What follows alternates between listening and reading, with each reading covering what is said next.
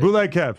So Drake, the same rapper who accused someone of domestic violence, being molested as a kid, having his girl sleep with his best friend, and his own child not being his, sued someone for defamation because a diss song was too offensive. Now, right here, this is a lie. Drake is not suing Kendrick. Yeah. This is not true. This is a complete fabrication. Somebody just put that out. He's accusing UMG of being complicit in defamation, but he is not suing Kendrick. But And isn't not he just under the same umbrella? Yes. I mean, He's he is under signed to UMG right? as well. Yes. So, I mean, it's but he's the not same box. suing Kendrick. And in fact, UMG's response was, if you sue us, we're going to sue Kendrick. We're going to put it on him. Yeah. Right. But he did not sue Kendrick. Let's just to be totally clear. But this is a lose-lose for Drake. Keep after you. Okay. All while mentioning radio as being a format to conspire against him. The same radio that has blindly supported Drake in anything he's released for 15 fucking years. By the way, guys, as soon as someone who's on the radio in almost 100 cities, as someone who's on the radio in almost 100 cities, Not Like Us is only one of the highest researching songs in years at both urban and rhythmic formats. That's not how you spell rhythmic, Kev. Really That's why it's played SMH. So he's basically saying that it was organically performing like that, and people were really trying to What listen up, to the Sus? record. I Curb. I feel you, but that is one thing that I find kind of hilarious with people is that people will say this song did not have millions of plays pumped into it. It wasn't supported by the algorithm, it wasn't supported by the label because look how popular it is. That's how a song gets popular is they pay labels, they pay the radio stations, they pay whoever in order to fucking get it out there because they know that once you hear the song over and over and over, you're going to be more likely to listen to it all more. the bots and all that. Wherever Exactly. arena that he's going to, the whole arena's finna be screaming, they not like us. And I agree with you, it would have been popular either way. Yeah. But the fact is that when you pump huge amounts of money into promoting a song, then you're going to make it more popular. Yeah. But it's hard for people to accept that the song is very popular and that the song is popular because all these things were done in the background. But it happens all the time, Well, constantly. the thing that's confusing is Otherwise, Drake, labels wouldn't be doing it. They used it for Drake all the time. He's mad that Exactly. somebody I assume else that got is true as well, yeah. Exactly, and Drake knows the game he's in. He knows it's been payola since payola. If anybody knows. If anybody knows, and now that it's And I don't think Drake's taking it away from Kendrick. If Kendrick wanted to do that, he's saying UMG did it, and they did it because they wanted to increase their bargaining power in our negotiations for his catalog. Yeah. Wow. That's what he's saying in the lawsuit. And no offense, Kev, I'm not talking to you, but in general, a shitload of people are basically just missing Glancing that over that point and point, just acting as if he's suing Kendrick because Kendrick said mean things about him. no, he's That's essentially, not what's going on. He's here. essentially suing over lost wages, is what it comes down to, or lost income. And as he's a saying result. that his own label conspired against him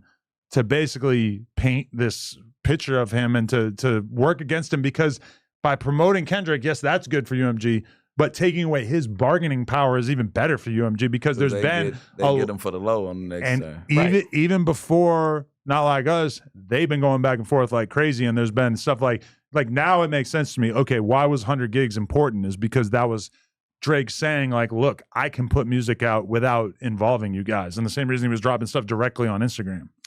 And it's the same reason why Kendrick not putting Not Like Us on his record is powerful because that's the kind of thing that's showing I don't need to do this. That's that makes it an extra flex, you know? But Drake at this point, he's really played himself in multiple accounts because let's say he wins, right? Now all of his metrics for the entirety of his career are now brought under question. But that realistically should be the case for every major label artist. Yeah. All of their numbers should be called into question. And if anything, I feel like Drake is he's Superman right now. He's the defender of the truth. Yeah, the music industry gonna be looking bad if they let them pull up them numbers like that. It's the reason why they haven't. Yeah. If they can go back and see who all use bots. If they could spot one, they could spot majority. But that could potentially tarnish a lot of Drake's accolades. No, it can't. Yes, it it's can. a part of the game. He's not going to go give him the money to pump the shit. Yeah, I disagree, It's Lush, I'm because rapping and putting this shit yes, it's probably done for Drake's shit, but Drake needs it less than anybody. You No, know, he doesn't. You're Whereas right. I can only speak authoritatively about my own experience, but when we put out the TK and Block Boy JB record, I was sitting there looking at the YouTube back end when it came out, and I can 100% positively say that Atlantic pumped millions of fake views into those records as it was they're like coming the out. most viewed videos. Yeah. So again, I'm admitting it. I didn't buy it, but the most popular songs on the No Jumper channel are botted. For sure. And I say that just because I was sitting there, I was watching the comments come in at an inhumane rate, saying things that did not really seem like the things that a hardcore Blockboy JB or TK fan was going to say. Wow, I love this energy. This awesome. Yeah. You see what fake comments look like these days, too. And it was the same shit. And they were coming in at such a rate that it was like 1 billion times crazier than any other piece of content I had ever put out. And at the time, I'm kind of naive, sitting there just like, wow, this shit's really moving the needle. This shit's really popular. And, you know, like as time goes by, I realized like, oh, they were pumping fake plays into that. And, you know, like that's what they do for a huge percentage of artists out there. And I've sat there in labels and had label people tell me, yeah, that song that's huge, that's like one of the biggest songs. And I'm not going to name it because rest in peace, but I had the label sitting there telling me, we pumped this much money into this song. And I'm sitting there just like, what? That song is so popular. The same thing that a lot of people out there are having a hard time wrapping their head around is like, that song's so popular. Why the fuck would you have had to buy plays for it? And they're like, no, you gotta keep it. That's still like, we had to get it out there. We had to play for placement. We had to pay for fake views. And that's, no matter how good the song was, that's just part of getting it off the ground. It's accessibility, and because you get buried by this sea of content. So you got to keep it at the front of the algorithm. But that's like, I was signed to APG and they were doing that. Yeah.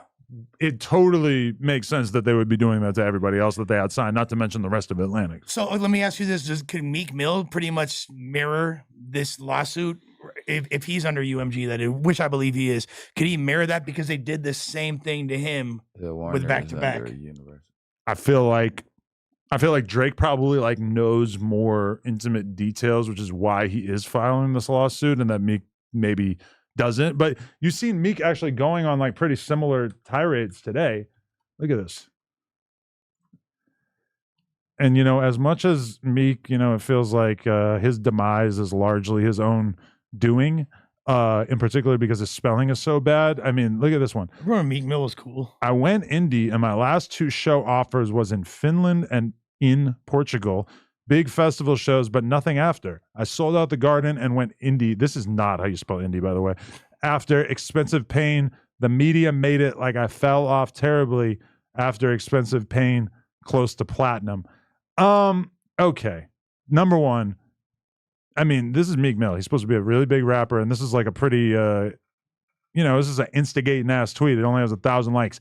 I feel like Meek Mill fell off very much in like a genuine manner because people just decided that he was corny and they didn't want to listen to him rap. That being said, you know, he's making the statement that basically like when he stopped being signed to a major label, that they were happy to basically like rip as many opportunities as possible away from him. For sure. And I believe it, for sure. Absolutely. And there's nobody there to save you once you're not with the label. Whereas like the label can do a lot to insulate you from criticism and shit, you know? Yeah. They've made that their business. Force you on with another one of their artists. Like, they can make it happen. Nah, for sure. They do a lot of tricky shit behind the scenes. I've seen it. Yeah. It makes sense now. Okay, adding that nuance though, I think that people are all missing that. Like people don't realize it's not about him feeling defamed. It's like he literally got backdoored by the company that he fucks with, essentially. At a certain time, and okay, let's rewind the clock, and let's say that Drake was still hunky-dory with UMG and everything was going perfect in their relationship, and Drake had never really tried to rock the boat. He was just going along with the flow, making his money, letting them own a big chunk of his content, etc. Didn't own his own masters, etc. Oh, I bet UMG would have jumped in front of this Not Like Us thing big time. If they still felt like it was worth it to protect their investment in the form of Drake, they would have done everything possible to get in the way of that record or minimize the impact of that record. Who knows, like, how effective that would have been? That's what I'm wondering. Like, how much can you, like, let's say it's complete. Let's say there's no support behind it. There's no machine. Does that record still make a huge impact? Now, obviously, like, Yeah. It's very I hard to think so. tell. That's what I said, because the people are showing, you get the live reactions on their social media, so it's like bots can't react to this shit, and it was millions of people reacting to these songs and showing how much they love this song, so you can see who it touched. Half of that, more than half of that is real people. That showed up on my YouTube algorithm literally 20 minutes after it had been uploaded. It said uploaded like 22 minutes ago. I clicked on it. As soon as I heard Mustard on a Beat, I knew. I was like, oh, it's a rap for Drake. Yeah. Yeah, Like, that's I what knew. I said. I was listening to it in live time. Drake had just dropped something. Me and Sharp was on FaceTime, matter of fact. Pause. And fucking, hey, listen, we was talking about his love for Drake on FaceTime, and then Kendrick dropped. And you should have just seen his face. He went to go tear down the shrine. That was the day. No, that wasn't the Nah, day. just playing. Months after that. Look, he said, Hey, Drake, he really- don't fuck with you, Sharp. He said, nah, that wasn't the day.